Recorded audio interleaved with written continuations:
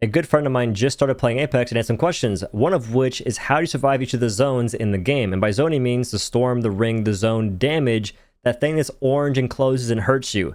How do you survive that each stage of the game? Because in Apex there's 7 different rounds, each round does more damage, and for some reason players are actually mega afraid of even the first 2 rounds for no reason. To get started, we have health heals. This is the most important part. Without health heals, you basically die to zone. Syringes, 25 health heal over 5 seconds. You can carry 4 per stack. And fun fact, each player has 100 total HP. So this would take you 4 syringes, aka 20 seconds to heal your full health, if not more, depending on how long it takes you to pop heals. We got med kits. It heals 100% of your health over 8 seconds. You can carry 2 per stack. Most bang for your buck. Phoenix kits fully restores both health and shields over 10 seconds. Now, a general rule of thumb is to carry at least 1 stack of syringes, 1 stack of med kits, and 1 stack of Phoenix kits. This does change based on where you're at in the game, and that means if the zone's in Narnia and you have to run to Europe and back, you want to be carrying more med kits and or Phoenix kits, but always carry 1 stack of syringes, especially during round 2. That's because if you get knocked during round 2 in the zone and you don't have a heat shield or syringes,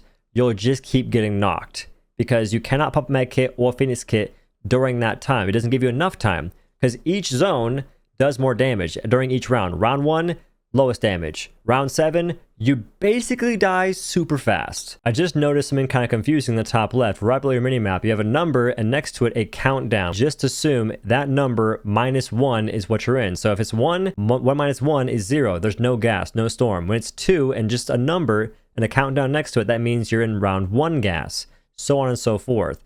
When you see round closing, that's when you have to worry because that means it's that round's damage. But don't worry until like round 3. Round 3 is whenever it starts to really hurt. Round 1 and 2, it's no big deal. And when using medkits during the storm, I recommend healing once your health bar reaches the first pip of your shield, looking from the left of your screen to the right. This will give you a pretty good bang for your buck in terms of heals. You can go a bit more risky and wait to take even more damage, but it gets to a point where you might mistime it and get knocked. Getting knocked in the storm sucks. It takes like 7 or 10 seconds to get rezzed, and then you have to pop heals. So your best thing to do here is just not get knocked, so don't risk it in most cases. Just pop it when your health bar reaches that first pip of shield. During round 3, it gets a bit more complex. You want to be popping your med kit after taking 3 to 4 ticks of damage. You can also use a penis kit during round 3, but it does get kind of sketchy, so I'd say try not to do that, but if you take 1 tick, it's fine. 2, you might die. Now, syringes become useless during round 3 unless you have gold armor. This makes syringes and shield cells heal twice as much, so instead of healing 25 health, it heals 50, aka half your HP, and it only takes 5 seconds. So it does actually have an insane good benefit, especially whenever your teammates are down bad on heals. And it brings up another point. You can actually swap gold armor between your teammates and use syringes that way to actually heal through the storm if you have to. During round 3, I wouldn't suggest it, but overall, it's a great way to get through round 1 and 2 if you just don't have many big heals, but you all have syringes. This next part will be very niche, but bear with me. If you have a gold knockdown shield, you can revive teammates with bonus health and shields. In this case, the health is an important part. If you're in the storm, you can revive with gold knock and then drop it so they can revive you in return and repeat that process. The only downside, though, is once you get knocked and revived and knocked again, your timer for your bleed out will be much quicker, which is not good. The gold backpack lets you stack your big meds 1 item higher. So in this case, 1 extra Phoenix kit, battery, and med kit. The cool part is that also applies to taking items from Lob's Ultimate if you have the backpack.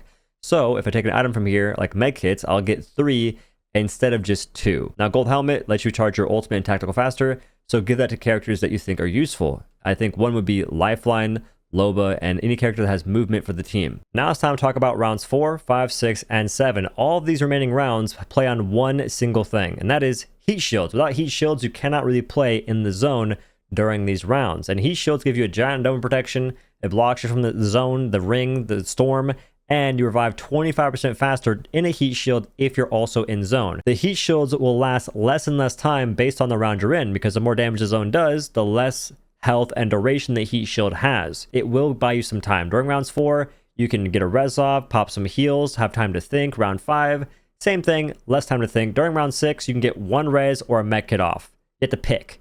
During round 7, you get 3 seconds of immunity, which is still massive. If you have 2 heat shields at 7 seconds, that gives you enough time to pop a med kit, and that helps you win games depending on where you are. But understand, heat shields, they go really far down. Like wherever you throw a heat shield, it's going to go all the way from there to the ground. So if you're like in the final ring and there's folks below you, you'll be heat shielding them too. If they have heat shields as well and they're smart, they'll save them and they'll out heal you. I just went downstairs to get some breakfast, and my nephew said, "What's that? What's Hunter wearing?" My name's Hunter, by the way, and I can't tell if it's a roast or a compliment. In any case, if you want to put heat shields on tridents, you can.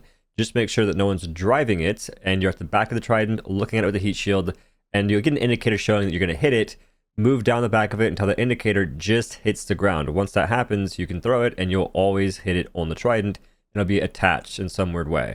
And now you can drive in the storm with a heat shield on a vehicle. It only works on Storm Point and Olympus because those maps are the only ones that have tridents at the moment. During the final round, have one person give them the heat shields, or give them like all the heat shields basically.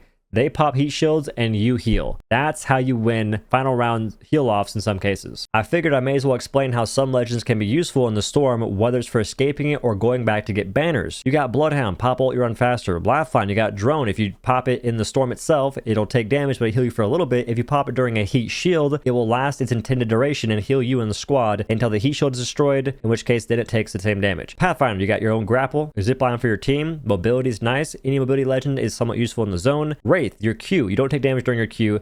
You also have a portal, but the portal if both ends are in the zone will fade in 4 seconds, which is very quick. So be close to your Wraith before she finishes her portal or even starts in the first place, and try and communicate that. Octane, you can stim, which is questionable in the zone, but if you have a heat shield going, you can pop a med kit and then stim right before it finishes. The damage you take from the stim will get replenished by the med kit and you'll be full health. You have Crypto, use your drone to get banners from the zone. Revenant, you can ult and then go into the zone and get sent back to your totem from zone damage after grabbing banners. Loba, your own Q, mobility.